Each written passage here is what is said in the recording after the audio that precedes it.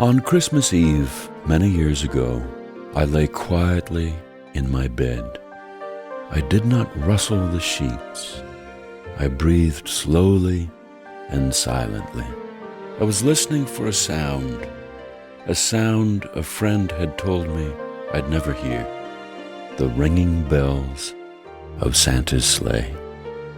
There is no Santa, my friend had insisted, but I knew he was wrong.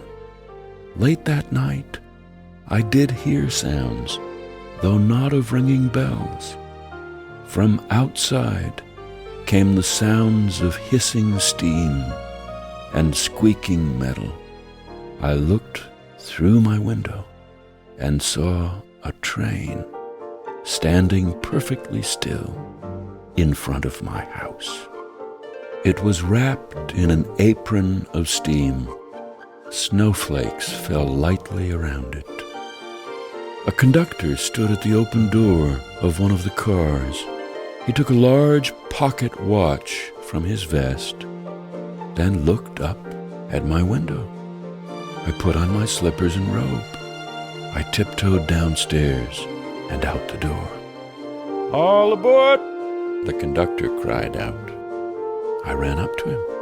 "Well," he said, "are you coming?" "Where?" I asked. "Why, to the North Pole, of course," was his answer. "This is the Polar Express." I took his outstretched hand, and he pulled me aboard. The train was filled with other children, all in their pajamas and nightgowns. We sang Christmas carols and ate candies with nougat centers as white as snow. We drank hot cocoa as thick and rich as melted chocolate bars. Outside, the lights of towns and villages flickered in the distance as the Polar Express raced northward. Soon there were no more lights to be seen. We traveled through cold, dark forests where lean wolves roamed, and white-tailed rabbits hid from our train as it thundered through the quiet wilderness. We climbed mountains so high it seemed as if we would scrape the moon. But the Polar Express never slowed down. Faster and faster we ran along, rolling over peaks and through valleys like a car on a roller coaster. The mountains turned into hills, the hills to snow-covered plains. We crossed a barren desert of ice, the great polar ice cap. Lights appeared in the distance.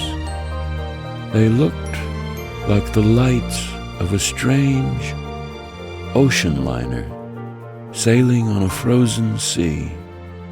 "There," said the conductor, "is the North Pole." The North Pole. It was a huge city, standing alone at the top of the world, filled with factories where every Christmas toy was made.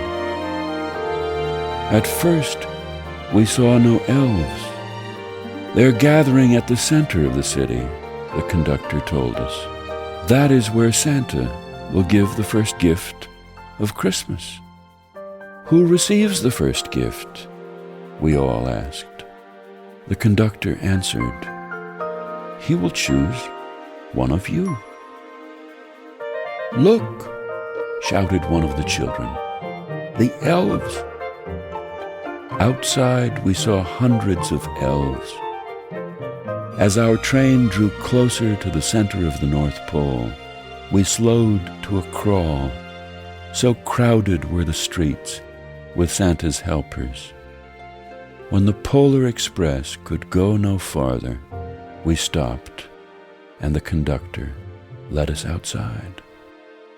We pressed through the crowd to the edge of a large open circle. In front of us stood Santa's sleigh. The reindeer were excited. They pranced and paced, ringing the silver sleigh bells that hung from their harnesses. It was a magical sound, like nothing I'd ever heard. Across the circle, the elves moved apart, and Santa Claus appeared. The elves cheered wildly. He marched over to us and, pointing to me, said, "Let's have this fellow here." He jumped into his sleigh. The conductor handed me up. I sat on Santa's knee, and he asked, "Now, what would you like for Christmas?" I knew that I could have any gift I could imagine, but the thing I wanted most for Christmas was not inside Santa's giant bag. What I wanted more than anything was one silver bell from Santa's sleigh. When I asked, Santa smiled. Then he gave me a hug and told an elf to cut a bell from a reindeer's harness. The elf tossed it up to Santa. He stood holding the bell high above him and called out, "The first gift of Christmas." A clock struck midnight as the elves roared their approval. Santa handed the bell to me, and I put it in my bathrobe pocket. The conductor helped me down from the sleigh. Santa shouted out the reindeers' names and cracked his whip. His team charged forward and climbed into the air. Santa circled once above us, then disappeared in the cold, dark, polar sky. As soon as we were back inside the Polar Express, the other children asked to see the bell. I reached into my pocket, but the only thing I felt was a hole. I had lost the silver bell from Santa Claus's sleigh. "Let's hurry outside and look for it," one of the children said. But the train gave a sudden lurch and started moving. We were on our way home.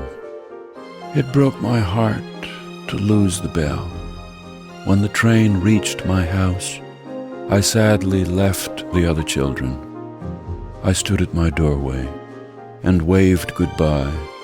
The conductor said something from the moving train, but I couldn't hear him. "What?" I yelled out. He cupped his hands around his mouth. "Merry Christmas!" he shouted. The Polar Express let out a loud blast from its whistle and sped away. On Christmas morning, my little sister Sarah and I opened our presents. When it looked as if everything had been unwrapped, Sarah found one last small box behind the tree. It had my name on it. Inside was the silver bell. There was a note. "Found this on the seat of my sleigh. Fix that hole in your pocket. Signed, Mr. C." I shook the bell. It made the most beautiful sound my sister and I had ever heard. But my mother said, "Oh, that's too bad." "Yes," said my father, "it's broken." When I'd shaken the bell, my parents had not heard a sound. At one time, most of my friends could hear the bell, but as years passed, it fell silent for all of them. Even Sarah found one Christmas that she could no longer hear its sweet sound. Though I've grown old, the bell still rings for me, as it does for all who truly believe.